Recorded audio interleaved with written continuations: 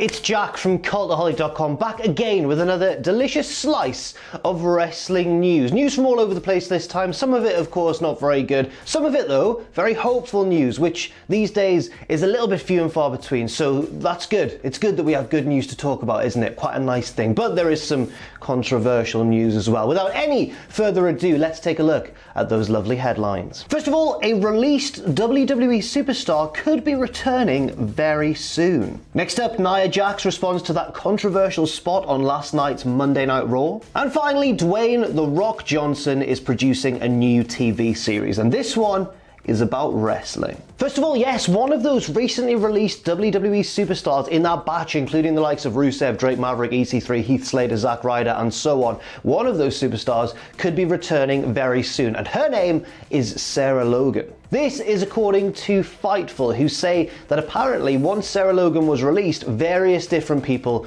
went to bat for her, saying, look, she's an asset to this company, it would be a mistake to let her go. And if this is true, this could explain one or two things that seem a bit strange about Sarah Logan's release. The first one obviously being that she appeared on last week's Monday Night Raw, and yes, she didn't do anything substantial. She was pretty much just squashed and dominated by Shayna Baszler in very decisive fashion. However, people did think it was quite strange, quite surreal to see Sarah Logan on Raw one night and then 2 days later get released. Then again, this could have no bearing at all on this story because of course we saw No Way Jose also on that show and then get released in the big mass release 2 days later, and nothing has been, said in the news so far about the likelihood of him returning. So I don't know whether that has any bearing on it really or not, the fact that Sarah Logan was on Raw. But one thing that does kind of ring true with regards to this story is the fact that she is still being mentioned on WWE TV despite being let go. Logan was mentioned last night on Raw, even though she didn't show up. There were rumors that she might show up, but she wasn't actually on the show. But she was mentioned in the whole sort of build-up and the whole story surrounding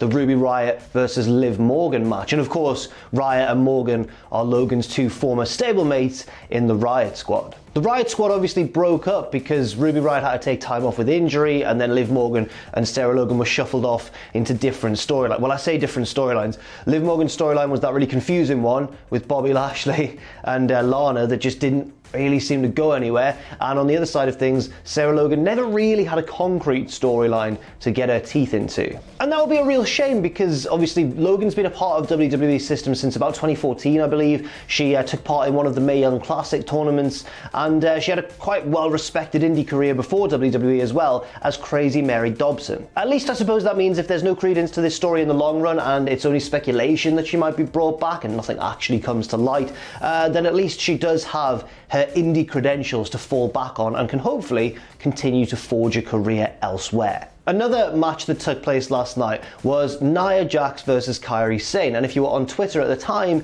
you will know that there was a bit of a response to one of the spots in the match. At one stage, Nia Jax tried to give Kairi Sane almost a buckle bomb. She lifted her and threw her into the corner, threw her down into the corner, I should say, because of the size difference between the pair. She literally threw her down into the corner. Kairi didn't get her arms over the top rope. She didn't land conventionally as you would off that kind of spot, I suppose. Instead, she kind of landed like her back of her head seemed to clip the middle rope or the middle turnbuckle, and she crumpled to the canvas.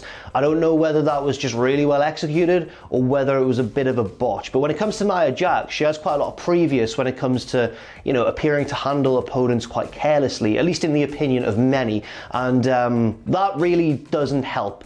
Whenever something like this happens, people are now a bit unwilling to give Nia the benefit of the doubt. And we can debate all day whether that's fair or not, but at the same time, it was always going to be a big issue last night because of Nia Jax's recent claims that someone, she means Ronda Rousey, was complained about by Nia Jax herself during their time in WWE because of their apparently rough treatment of Alexa Bliss during matches. So now, of course, now that there's been a match where Nia has again apparently or seemingly treated one of her opponents with less than optimal care, obviously everyone's jumped on that. Nia has responded to a certain tweet, again by Fightful, who tweeted, "This was terrifying," or "This was scary." "This was frightening," Fightful tweeted, and Nia Jax just quote retweeted it. She's just owning it, and she put, "Since Kairi Sane can't do anything about it, maybe Ronda Rousey would like to try. Hashtag Samoan for real." So Nia has kind of opened herself up to criticism here, but is kind of parlaying it into an attempt, I guess, to feud with Ronda Rousey. Ronda's obviously been making quite inflammatory comments about WWE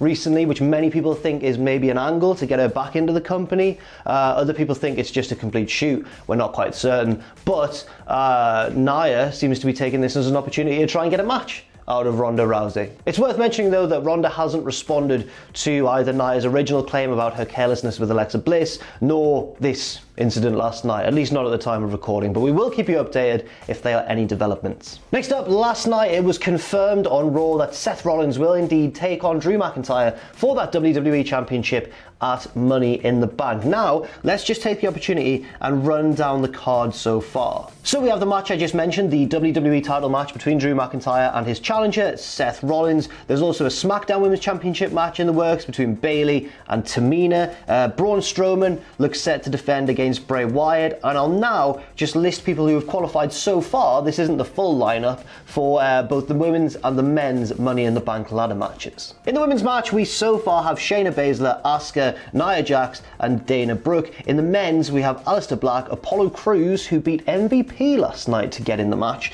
Rey Mysterio, and Daniel Bryan. Next up, a lot has been made about the state of Florida recently. Not the state of Florida, but the state, one of the United States of America, Florida, recently. And that's of course because Florida recently deemed that wrestling, the WWE, was an essential service and has allowed them to continue taping. Now another state looks to be about to follow suit and allow the continuation, or the reopening of wrestling taping. It seems that way anyway. I'll explain what I mean further. This comes courtesy of the Wrestling Observer, who suggests that Georgia is likely to open up for wrestling, as Governor Bran Kemp told a news conference today that gyms, bowling alleys, hair salons, barbershops, nail salons, and other similar businesses can open on Friday. That means basically businesses, I guess, where it's not mass gatherings, but it's people in close contact with each other, and they don't appear to be essential services. So I guess that, now that wrestling in Florida is already an essential service, it'll easily pass the test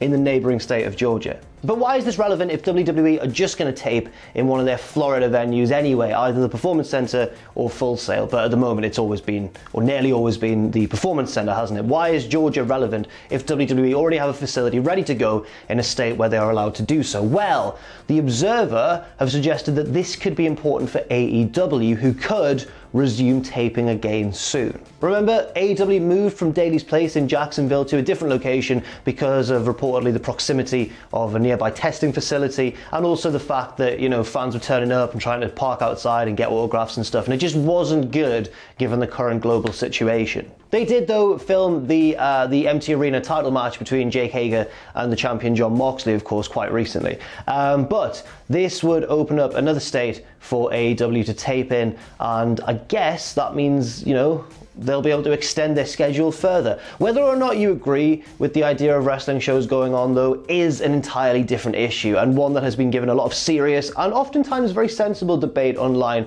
I'm sure you can find a lot of that with a quick Google search. I do not have the time nor the intelligence to go into it now. Next up, remember The Rock? Remember Dwayne "The Rock" Johnson? Probably. You probably remember him. Well, he is set to start producing a brand new TV series on HBO. That's not news in and of itself, because The Rock's production company produces stuff all the time, but the reason this is especially relevant is because this show is to do with wrestling. Let's take a look at some of the details. The show is going to be called Trey Count, wrestling, 3 count, Trey Count, which is spelled in a slightly stylized fashion, TRE, Trey, CNT, Count.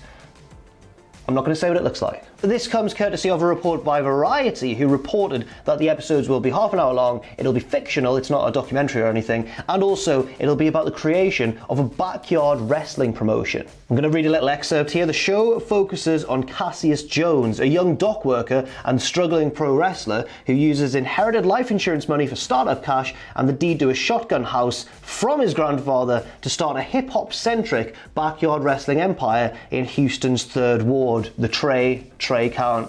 It all connects together. You see where it's going. He does so with the help of his working class family, neighbours and friends, and I'm sure that heartwarming moments and moments of drama as well will all ensue. Now, The Rock has already produced a show for HBO, of course, one which he co-starred in as well. That was Ballers, which ran between 2015 and 2019. I watched season 1. back in 2015 when it first aired, and I was writing reviews for it as well online, and it was hard to understand just because I'm not too familiar with the world of American football. I know the rules of the game, but I don't understand agencies and trade. It's all over my head. But also it was difficult because I felt like there wasn't any conflict in Ballers. There was up until the final episode of the season 1, and then everything was fine again. Everything was totally fine, and all the characters, they were all just buzzing. The last episode was like a party, like a celebration. I then didn't watch season 2 though. I don't know if that actually rectified itself and the season became a bit darker and more compelling as it went on.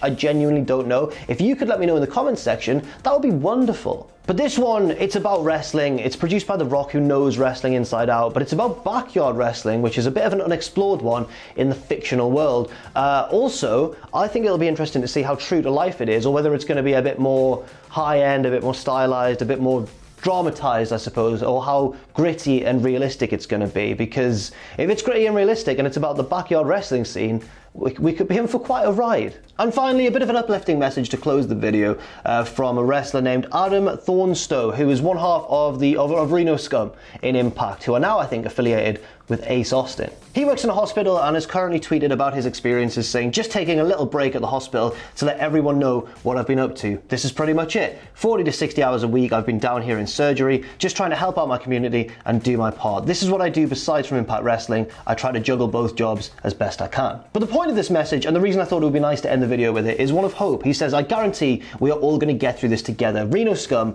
and Ace Austin are going to be kicking ass in an Impact Wrestling ring before you know it. Hope you're all staying safe, staying inside, washing your hands, telling the people you love that you love them. Stay safe out there, and I'll see you a lot sooner than later." And that's it. Thank you very much for watching today's news update. I've been Jack from Cultaholic.com. Match recommendations. I'll go for, we've talked about The Rock. Why not watch that classic Rock versus Triple H ladder match and marvel at how young they look. Thanks very much for watching again, everybody. Stay safe out there, and I will see you very soon.